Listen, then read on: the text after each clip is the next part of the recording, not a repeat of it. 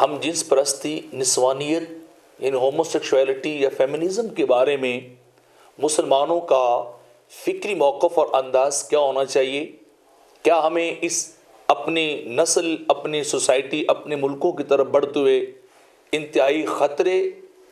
کو نظر انداز کر دینا چاہیے، یا اس کے بارے میں ہمیں کوئی اپنا فکری موقف اور جو ہے وہ انداز اپنانا چاہیے اور مسلمانوں کو اس بارے میں آگاہ اور اویئر کرنا چاہیے کہ یہ کتنا بڑا خطرہ ہے جو لادینیت کی صورت میں مسلمانوں کی طرف بڑھ رہا ہے؟ کیونکہ یہ خطرہ جو بڑی تیزی کے ساتھ پوری دنیا کو اپنی لپیٹ میں لے رہا ہے، اور ہمارے ملک میں بھی حقوق نسواں، عورت مارچ، 8 مارچ کو جو جلوس نکالے جاتے ہیں اسی کی ہی شکلیں ہمارے ملک کے اندر آتی جا رہی ہیں۔ تو جہاں اس چیز کو پھیلانے میں انسانی حیوانی ہوس کا بہت زیادہ کردار ہے، تو وہاں اس فکر کے حامی لوگ بھی اپنے طور پہ بڑی کوشش کرتے ہیں، اور خصوصی طور پر میڈیا کو یوز اور استعمال کرتے ہیں، اور دن بدن جو ہے وہ آگے بڑھتے جا رہے ہیں، اور ہماری خصوصی طور پہ ینگ جنریشن، نیو جنریشن کو اپنی لپیٹ میں لے رہے ہیں۔ تو ہمیں اس کے بارے میں کیا سوچنا چاہیے؟ اس کا سدباب کس سطح اور کس لیول پہ کرنا چاہیے؟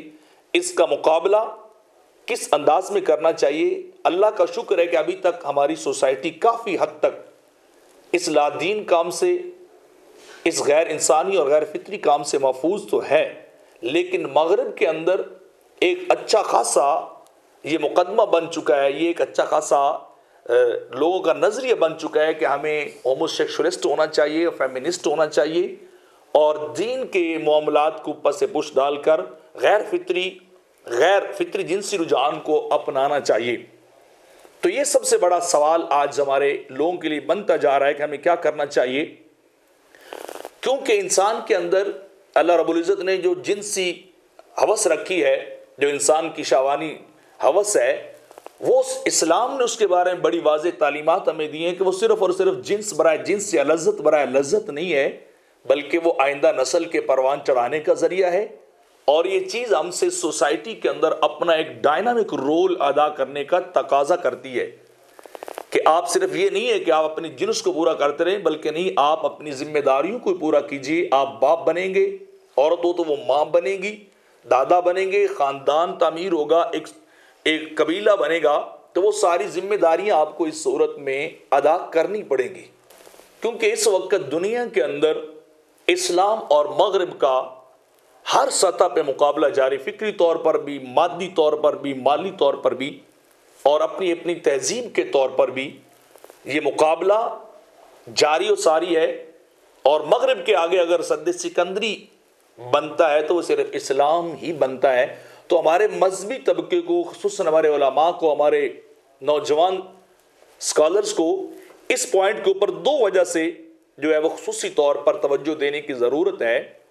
کہ پہلی بات تو یہ کہ بہت زیادہ سارے لوگ اس لادینیت اور غیر فطری عمل، غیر فطری جنسی رجحان کا شکار ہوتے جا رہے ہیں، اللہ کے عذاب کے مستحق ہوتے جا رہے ہیں۔ تو ہمارا امت وسط ہونے کے اعتبار سے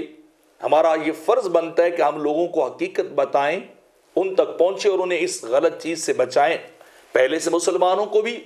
اور جو دوسرے لوگ ہیں ان تک بھی۔ امت دعوت ہونے کے اعتبار سے ہمارا نظریہ ہے کہ ہم ہر بندے تک فطرت کے قوانین، خدائی تعلیمات اور ہدایت کو لے کر چلیں، تاکہ وہ اس چیز سے جو لوگ جو ہے وہ بچ جائیں۔ اس کو مغرب، یہود و نصارہ کا نظریہ یا طرز حیات سمجھ کر ہم کبھی بھی نظر انداز نہیں کر سکتے۔ اور دوسری بات یہ کہ آج کل میڈیا کے دور میں یہ چیزیں دیوہیکل شکل اور روپ لے کر بڑی تیزی کے ساتھ ہماری سوسائٹی کی طرف بڑھ رہی، تو ہمیں اپنے لوگوں کو بھی اس چیز سے بچانا ہے، اپنی نسل کو بھی اس چیز سے ہمیں اچھے طریقے سے بچانا ہے۔ تو ہمیں ان چیزوں کو یہ سمجھ کر کہ یہ بے حیائی کی باتیں ہیں، یہ حیا سوز باتیں، ہمیں ان پہ ڈسکس نہیں کرنا چاہیے۔ وہ تو کبوتر والی بات ہے کہ بلی کو دیکھ کے آنکھیں بند کر لیں تو کیا ہم اپنے آپ کو بچا پائیں گے؟ ایسا نہیں، ہمیں ہر لیول پہ، فکری لیول پہ اور دیگر لیول کے اوپر جا کے ان کا مقابلہ کرنا ہے، ان چیزوں کو روکنا ہے، اور اللہ کی تعلیمات کو دنیا کے اندر جو ہے وہ عام کرنا ہے۔ تو سب سے پہلے ہمیں یہ سمجھنا چاہیے کہ ان کے ہاں ہم جنس پرستی سے مراد کیا ہے۔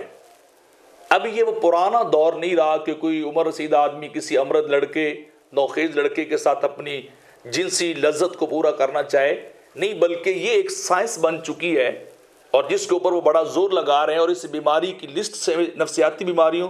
کی لسٹ سے بھی اسے نکلوا دیا گیا، اور اسے ایک نیچرلی حق اور رائٹ اور جینیٹیکلی جو ہے وہ ایک پروسیس سمجھ کے ثابت کیا گیا کہ ہر انسان کے اندر جو پائی جاتی ہے ہم جنس پرستی۔ تو لہٰذا ہمیں پہلے اس کے مقدمے کو، اس کی حیات کو، اس کی کیفیت کو اور اس کے سورسز کو سمجھنا چاہیے، اور سمجھ کے لوگوں کے سامنے اس چیز کو بیان کرنا چاہیے۔ صرف یہ نہیں کرنا چاہیے کہ اس کے اندر ہم جنس پرستی اور سیکس کی باتیں آتی تو ہم چھپ جائیں، ایسا کبھی بھی نہیں ہو سکتا۔ قرآن و سنت کے اعتبار سے تو اسلام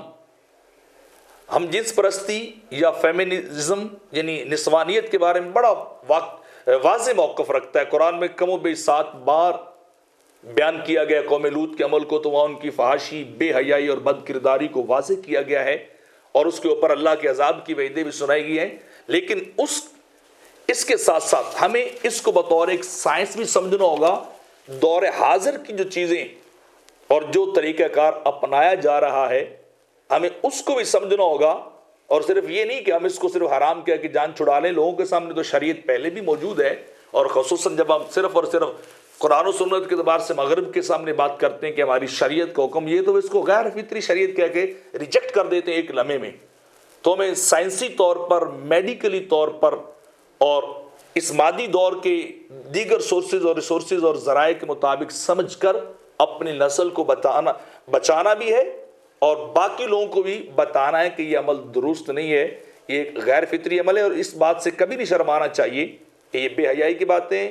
تعلق کی باتیں، مرد و عورت کی باتیں، گیزم کی باتیں، یا لسبن اس کے اندر آتے ہیں، یا دیگر چیزیں اس کے اندر آتی ہیں۔ یہ ذمہ داری ہے علماء کی، اسکالرز کی، کہ وہ اس چیز کو دنیا کے سامنے درست طریقے سے بیان کر سکیں۔ علمی اور مسائل شریعہ پر مشتمل ویڈیوز اور خطابات حاصل کرنے کے لیے ہمارے چینل پرو مظہر فرید کو سبسکرائب کریں۔